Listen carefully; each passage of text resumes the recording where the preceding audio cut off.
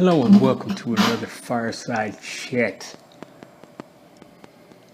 Tonight we're going to talk a little bit about the Saudi stumbles. The Kingdom of Saudi Arabia actually is having a tough time as the time of this news.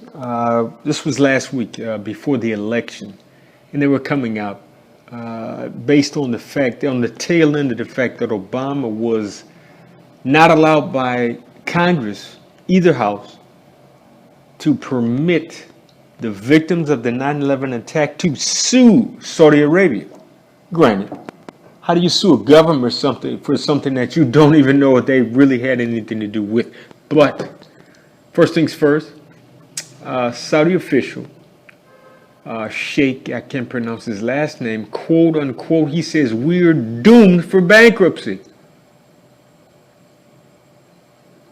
The story will be attached, as usual, so that you can fact check for yourself and do your due diligence. Idle workers, inevitable cuts. The finance ministers of Saudi Arabia actually graded the Saudi economy. Now, mind you, having lived and worked in the Kingdom of Saudi Arabia, alhamdulillah, I know this to be so much more true than anything else. I had never seen people who had office jobs because of the fact that they were a natural, born and bred Saudi, and they would choose to outsource the employment to bring Omanis in, Yemenis in, to do the grunt work. You've got to work in the office while the people are outside sweating bullets, over 100-degree weather, 32 to 33 degrees centigrade in the desert. The stories and the charts are enclosed in the podcast. Cash-strapped Saudi Arabia switches to the Gregorian calendar to pay the civil servants less.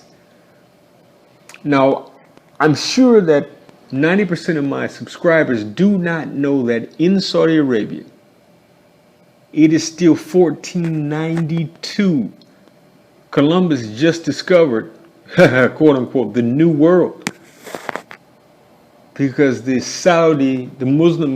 Islamic calendar is totally different than the Gregorian calendar. It's still 1492 in the Kingdom of Saudi Arabia and some of the other Muslim countries that actually are party to the Islamic calendar. So that being said, the Kingdom of Saudi Arabia is going to switch to the Gregorian calendar to pay the civil servants less, meaning the work week is not as long, the year is not as long, of course not, and the average pay rate per hour, they actually aren't judged per hour. Next story, lazy Saudis are on the brink of bankruptcy. Now, having lived and worked in the Kingdom of Saudi Arabia, alhamdulillah, someone is supposed to be on the clock, an 8-hour workday, we think, the Western mode of thinking. Now, mind you, for a Saudi, he may be on the clock working, but they're in the office and they're online. Facebook, YouTube, God knows what, looking at porn. Now, porn in the Kingdom of Saudi Arabia is haram or sin. They would put the eyes out of the person who was looking at that on a computer screen. Now, mind you, they have all of the spy software, the secrecy software to mask your identity, to hide your IP address. So the story states, and I'm giving you the link to this. This was run in the times.co.uk. This is the United Kingdom reporting on the issues of the day in the Kingdom of Saudi Arabia.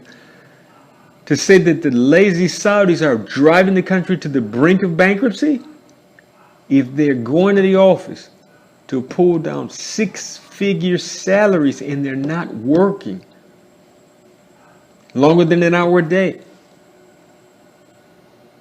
what can you expect people to be able to do? Next story, Russia Today. Quote, Saudi civil servants work 1 hour a day. We're headed for bankruptcy in 3 to 4 years. This was the finance minister that I just quoted 3 stories ahead.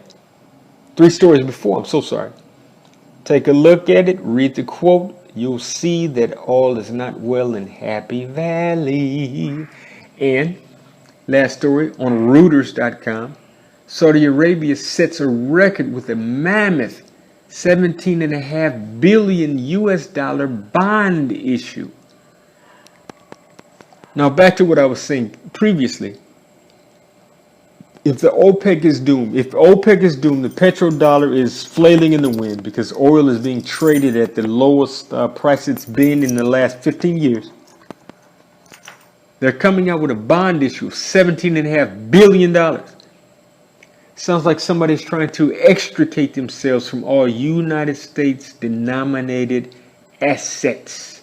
That means, for all of my investors that are subscribing to the podcast and some of my new subscribers, thank you very much, by virtue of Camila McLeod,